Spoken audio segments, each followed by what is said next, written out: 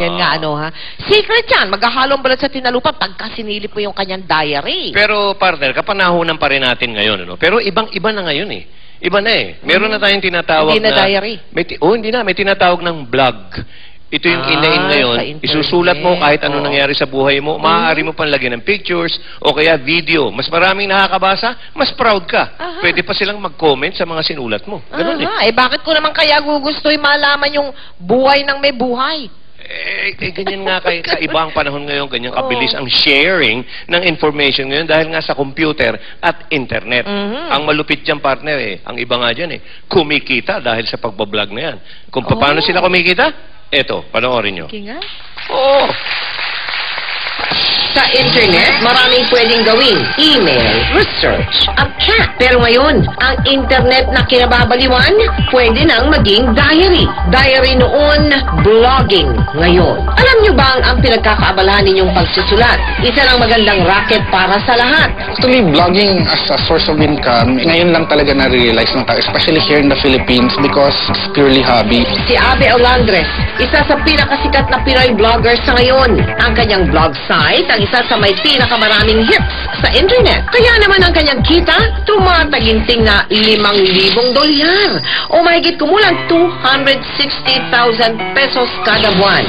Noong unay, tungkol lamang sa kanyang mga personal na karanasan sa araw-araw, ang kanyang sinusulat hanggang sa unti-unti siyang nakilala sa mundo ng internet. It's a hard thing. A lot of people have been emailing me asking me, hey, I want to put a blog because I want to earn. It's not that simple. And only in 2005 did I realize na, hey, mukha pwede palang mag-advertise sa blog. It takes time and a lot of effort and a lot of patience. Malaki ang kita kung masipag kang magsulat. You know, it entails discipline din. Kasi nga, at the end of the month, kumbaga, mag-aantay kung magkano kikitain mo.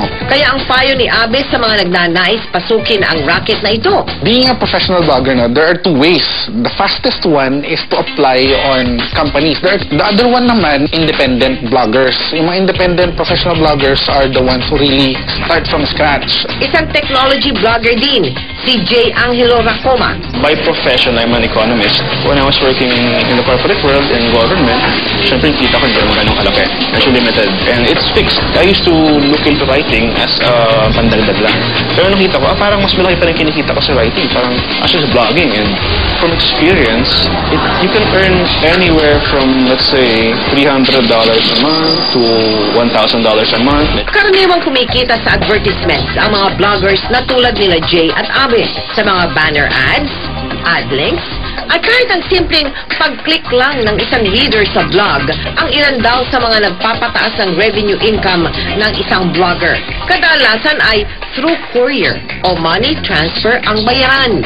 So ang challenge doon, kung paano palakihin yung traffic mo, yung readership mo, it's called monetizing. So the challenge is how you monetize your audience. Sa pangkalahatan, ay isang magandang alternatibo pa rin daw ito, lalong-lalo na sa ating mga Pilipino. Ang Pilipino, magaling mag-Ingles. Magaling na sa kultura ng foreign cultures. Ano rin tayo, magaling tayo makitungo sa tao. Ayon kay Professor Jaime Jacob, isang internet marketing specialist. Yung mga underemployed, unemployed, and yung mga retired, they could go into this business. The internet is the medium. Patunay na nakaraang Philippine Web Blog Awards sa pagiging sikat ngayon ng blogging sa mga Pilipino. Sabi namin, ba't hindi tayo mag-put up ng awards na magre-recognize dun sa mga grassroots bloggers, mga taong nagsimula from zero, na napapabuti nila na dumami ng dumami traffic, nagkaroon sila advertisers. Sa mahigit 33 milyong Pilipino na walang trabaho, napakagandang oportunidad na ang blogging upang kumita in dollars pa. Okay na rin pala itong bagong racket na yan. Pasulat-sulat ka lang, may kita ka pa. Ganun, At sa amin pong pagbabalik, naku mga misis, napakaganda nito sapagkat meron na daw na inventong treatment para sa mga malakas maghilik na mister. Alamin ninyo yan sa pagbabalik ng Mel and Joey.